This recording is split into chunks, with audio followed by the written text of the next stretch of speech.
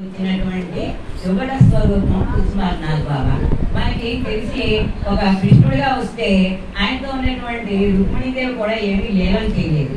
అలాగే ఎక్కడా కూడా భగవత్ స్వరూపాలు వచ్చినప్పుడు వాళ్ళ పక్కని జంటగా నిలబడ్డారు తప్పితే పెద్దగా లీలలు అంటూ అంటే ఒక విశేషమైనటువంటి మనకందరికీ ఉపయోగపడేటువంటి కార్యక్రమం ఆ స్త్రీమూర్తుల వల్ల జరగలేదని చెప్పాలి. ఎక్కువగా ఇక్కడ కుసుమకుమారిదేవి ఆయనతో సమంగా చేశారు.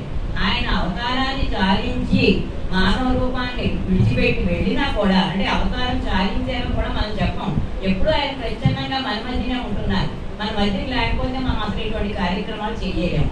అలాగే ఒకవేళ ఆయన ఇక్కడ లేకుండా వేరే వెళ్ళినా కూడా ఆయన యొక్క శక్తి అమ్మవారిలో ద్విగుణీకృతమే ఉంది. అంటే ఆవిడ అలా చేస్తూనే ఉన్నారు. అయితే బాబా యొక్క అవతారం యొక్క వైశిష్ట్యం ఏమిటి అంటే మిగతా అవతారాల్లో మీ కర్మ ఫలాన్ని మీరు అనుభవించాలి. మీరు చేసిన కర్మ మీరు అనుభవించక తప్పదు. ఎంతవరకైనా సరే, ఏ పని చేసినా సరే, ఎలాంటి ఏదైనా సరే, ఎలాంటి భోగాలు తిన్నా సరే కర్మ ఫలాన్ని అనుభవించి తీరాలి అని చెప్తున్నారు.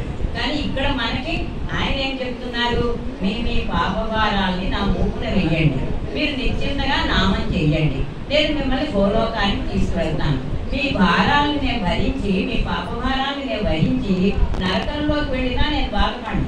నరకంలో కూడా నాకు మీరు ఆనందంగా ఉన్నారు, మీ పాపభారాలు నాకు అప్పచెప్పారు అంటే నాకు చాలా ఆనందంగా హాయిగా ఉంటుంది. నరక దుఃఖాలు కూడా నాకు ఏమాత్రం దుఃఖాలు కావు, అవి సుఖాల కిందే ఉంటాయి. అంచేత మీ పాపభారాన్ని నామే వెయ్యండి, నేను మోస్తానని చెప్పేసి వాగ్దానం ఇచ్చినటువంటి మొట్టమొదటి అవతారం మన బాబాది. అయితే ఆయన ఎలా వచ్చారు?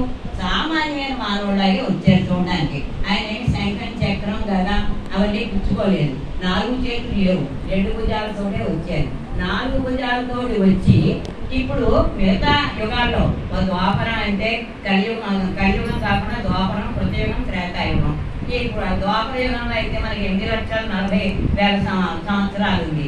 అలాగే త్రేతాయుగం 12,68,000 సంవత్సరాలు ఉంది. అలాగే కృతయుగం 17,28,000 సంవత్సరాలు. ఈ 4 కలియుగం 4,20,000 సంవత్సరాలు.